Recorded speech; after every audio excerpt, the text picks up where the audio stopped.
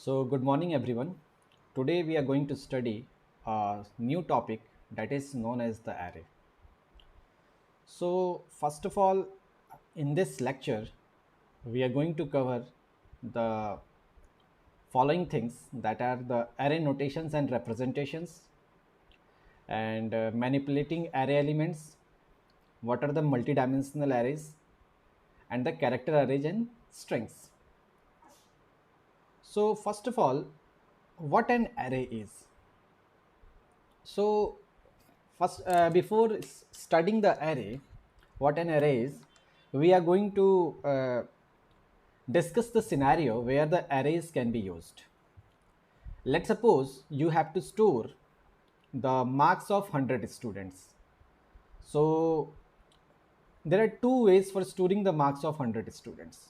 First one is you are going to declare 100 variables. Let's suppose I am declaring number 0, number 1, number 1, number 2, and up to the 100 elements we are going to declare all the numbers, number 100 or number 99, and in each variable we are going to store the marks of 100 students. Let's suppose the first student has occupied the 79 marks, second student occupied the 65 marks, and so on and so forth. So we have different 100 variables and we are going to manipulate using these variables. So this is the one way of storing the marks. And now what you are looking here, that instead of declaring 100 different variables, since the nature of all the values are similar, because all are, you can see that all the variables, all the values that are literals are of integer type.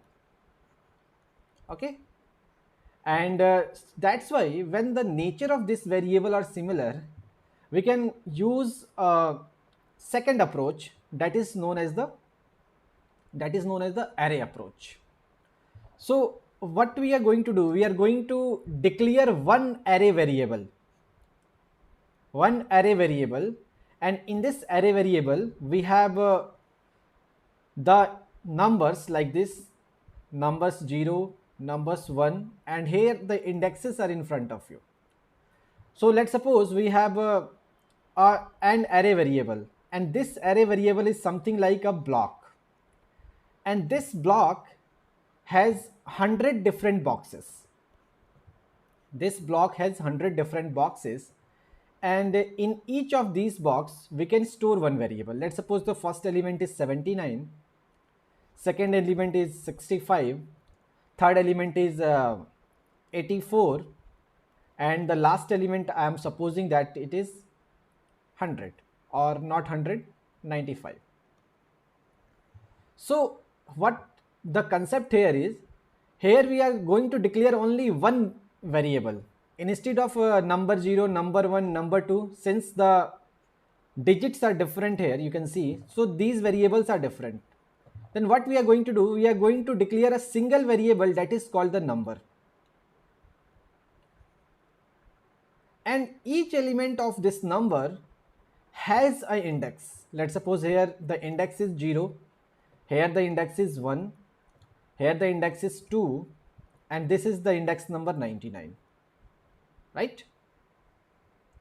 So whenever we want to access a particular element, what we have to do, we have to write the array variable name and along with at which subscript you want to. Let's suppose this subscript is nothing but the 5. So I here in the place of 5 we have declared, let's suppose 66. So whenever we are going to access this fifth index, then what we have, we are going to access this block. So this is what the concept of the array is, that under a single variable name we can store several values, several literals. So this is all about your array variable is, right? So here you can see that I have written 2 points. Instead of declaring individual variables, these are the individual variables. You can see here number 0, number 1, number 2 and number 99. We are going to declare the one array variable, and under this one array variable we can store several values, and with the help of the index of these values we can access each of these literals or values. So what I am going to tell you that what the array is. Now we will go to the definition part, that what the array is. So array is a collection of similar type element. Why? Because all the variables we have stored here have the same nature. All the values that we have stored here have the similar nature, that is the integer. All these are types of integer variable. So collection of similar type elements, first thing is that. And second one is that contiguous memory locations. All these boxes that are occupied in the memory, all these boxes have the contiguous memory location. For example, what I want to say, that in the previous lectures, when I have covered the data type, I have told you that one single integer is going to take 4 bytes. So this is 79, this is 65, this is 84, and up to the last this is 95.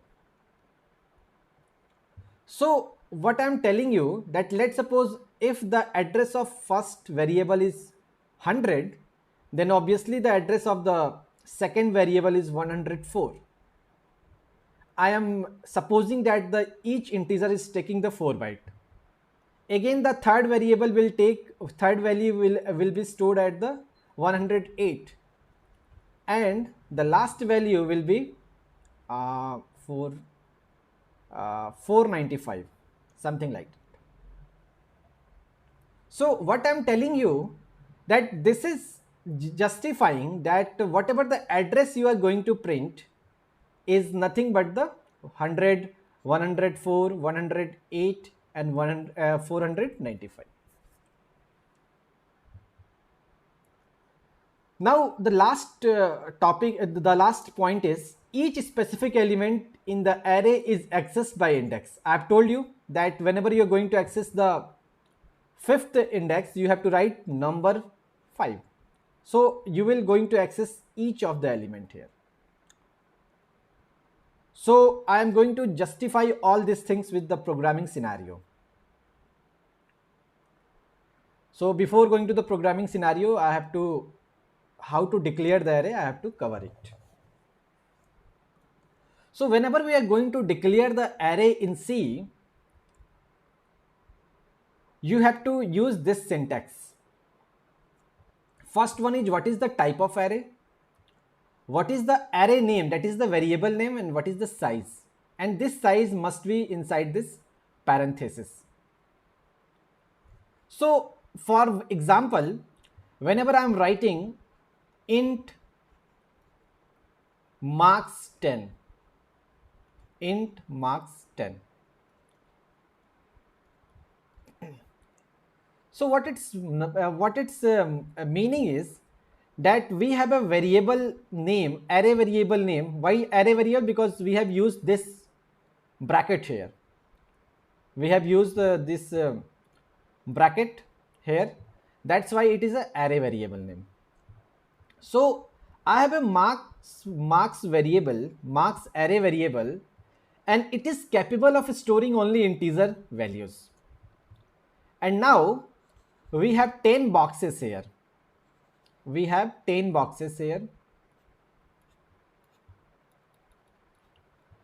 0, 1, index are like this, 3 and up to 9. And in each box we are capable of storing only the integer value, right? So this is not necessary that indexing starts from 0 only. It can be starts from 1, 2, 3 and up to 10, but it depends on the which language you are using. Since we are using the C language, in C language the index of array always starts from the 0.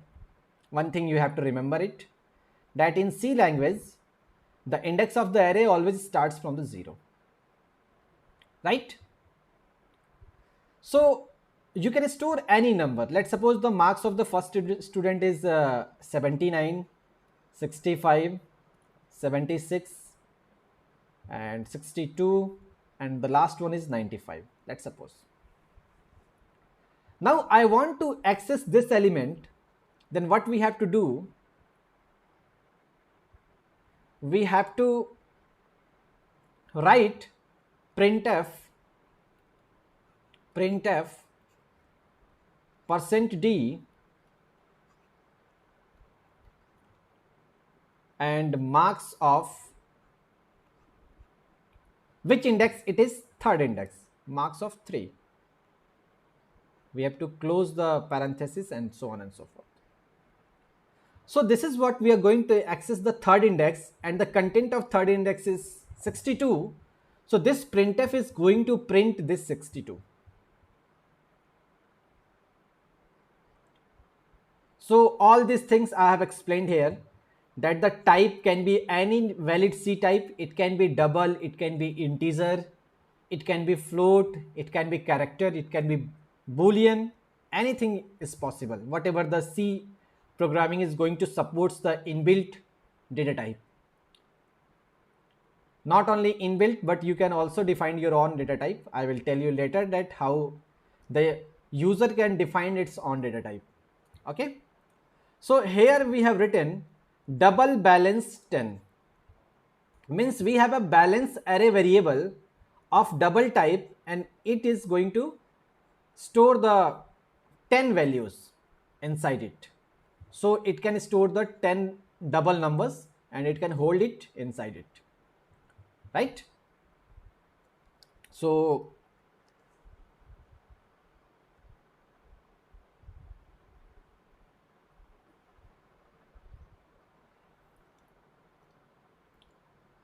array initialization.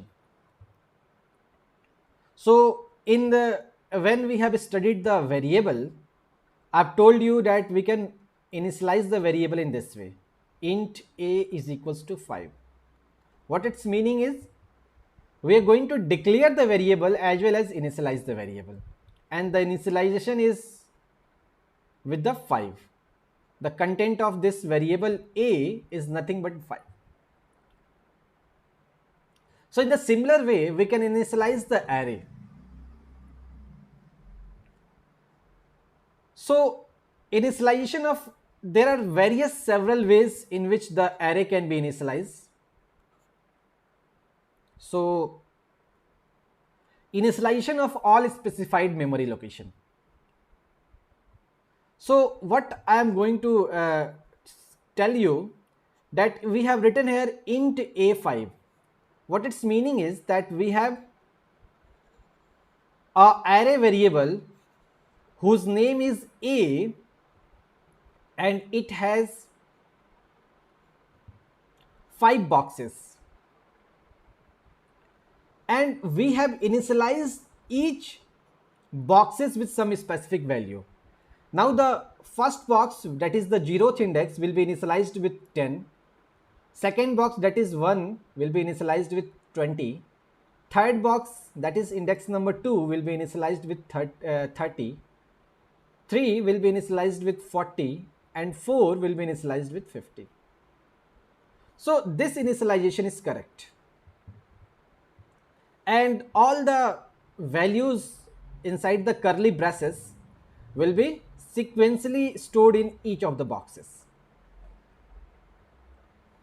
Now I have the second declaration I have done made here, that we have the 5 boxes, but here we are going to initialize the 6 values. Then what will happen in this case? All the first 5 values will be allocated in the first 5 boxes, because we have the 5 boxes in the array. But this 60 will not hold by this variable array variable a. The reason is that already the memory is full. So whenever you are initializing more values in less boxes, it will give an compile time error, and that error is nothing but called the array index out of bound error, compile time error.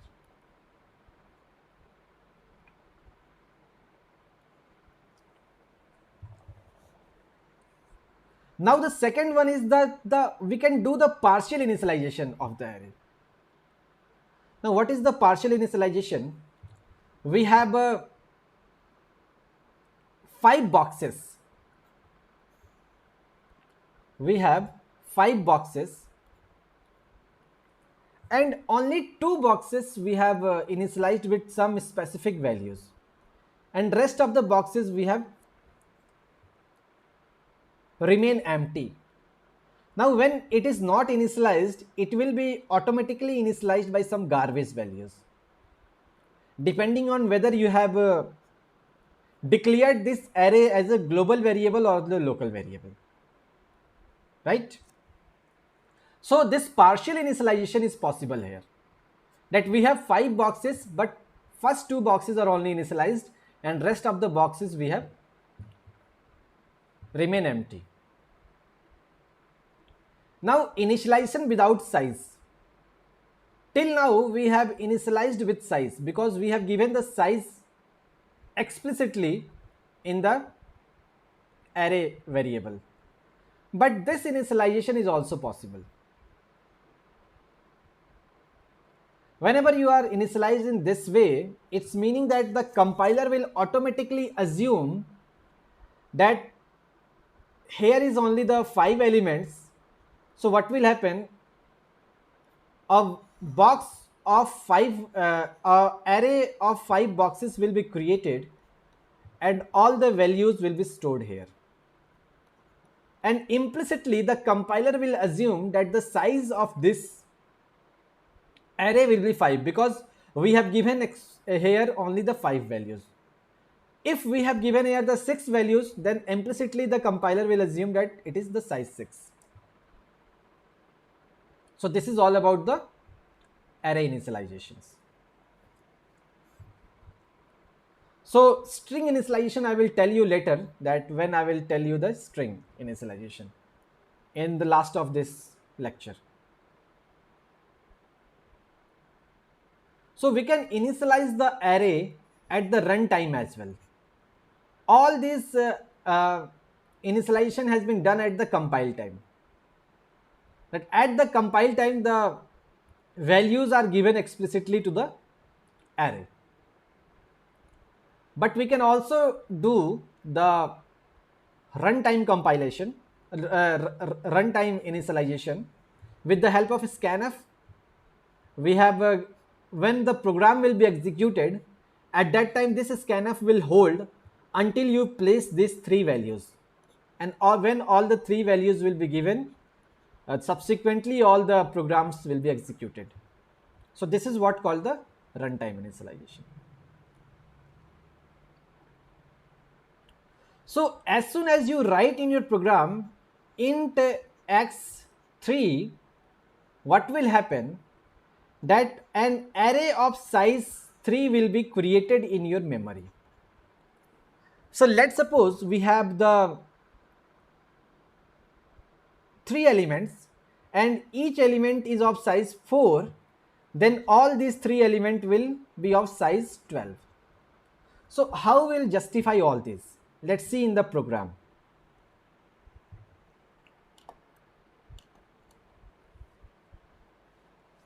So I am making this portion as a comment till now. I am making this portion as comment. Now what I have written here, see. The program has only 2 lines. First one is int b5. Means I am declaring an array b of size 5 and it is capable of holding the integer values only. So this B array is going to hold the 5 integer values, right? And if the each integer value is size 4, then 5 integer values will be of size 20. And this size of operator is nothing but it is going to, because this is a function, or we can say this is a keyword, because all the keyword are in, this is already defined. So this keyword is going to calculate the size of this B array. So I'm going to execute it. Let's see. So on the screen you are seeing that 20 is going to be printed. 20 means the size of B array is 20. That's what I have printed here. So what is the conclusion of this program? The conclusion is that as soon as you are declaring this variable B of size 5, it is going to occupy the memory locations. Since this has occupied the memory location consecutively, that's why the 20 is coming as an output, right? Now in the what I'm going to do, I'm going to print the all the variables, all the array elements without the initialization. Let's see what the output will come. Oh, I have not declared the I here.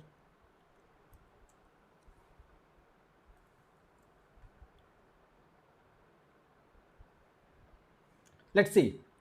20 is the size, because here we have size of we have printed, and 0, 0, 7, 57, 0 and 0, all these are garbage values because we have not initialized the array. So these are the garbage values 0, 0, 7, 57, 0 and 0. Now I'm going to initialize one by one. So let's suppose I'm going to initialize with 10, 20, 30, 40 and 50. So now I am not printing the size, I am removing this size because we have already seen this, and we are going to execute it. So what the output is coming? That the array variable is going to hold all these values because we have printed all the array variables one by one, and we are accessing the first index is what, 10, second is what, 20, third is 30, fourth is 40 and fifth one is 50. So the first declaration I have did. Now the second thing what I'm going to do, I am adding one more extra element here. So what will happen with this? Execute it again. So let's see, too many initializers for int 5, because we have provided extra values, one extra value than the size. So this error is compile time error. You can see error here. This is compile time error is coming here. Now if we are going to remove this 5, then what will happen? It is going to execute.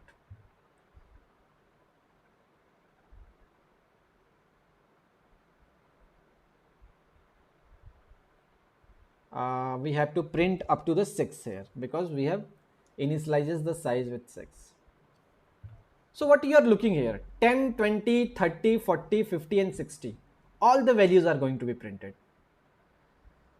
Now in the case of the partial initialization, let's suppose I have done some partial initialization of size 5. Is this is possible?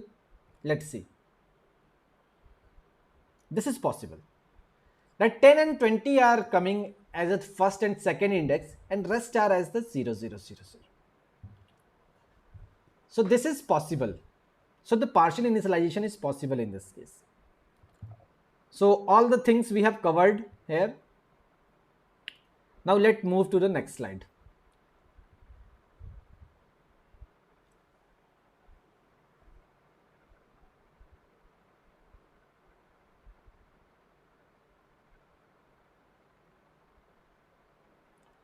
Now we can manipulate the array element. So what we have did here, in each array index we have the 10 array index, 10 array elements, and each index we are adding I with 100. So when the value of I is 0, it will first element will store 100. When the I is 1, second value of the array will be 101, and so on and so forth.